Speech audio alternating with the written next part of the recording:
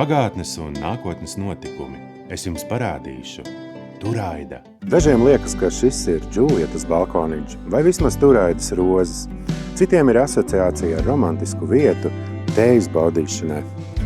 Patiesībā šeit vairāk kā 9 metrus virs zemes atradās vienīgā ieeja Turaidas pils galvenajā tornī ar augšu paceļamām kāpnēm.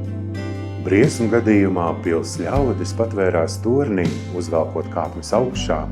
Atrodoties tornī, tos pasargāja vairāk kā 3 metrus biezās sienas, bet bija vēl kāda iespēja pasargāties no naidnieka vai uzbrucēja. Vai zināt, kur Turaidas pils mūros ir visplānākā siena, ko briesmu gadījumā varēja izlaust un pazust kaujas ielajā? Vien pagājušajā gadā Dainu kalns nosvinēja 40 gadu jubileju un nu cienīgi iesoļojas 5. gadu desmitā. Vai zinājāt, kura akmens skulptūra te tika uzstādīta pirmā un kura pēdējā? Cik vispār šeit ir induļa rankas veidotās skulptūras kopā? Vairāk kā 10 gadsimtiņi šajā vietā, sākot no lībiešu apmetnes līdz mūsdienām. Kultūra, vēsture, notikumi un stāsti.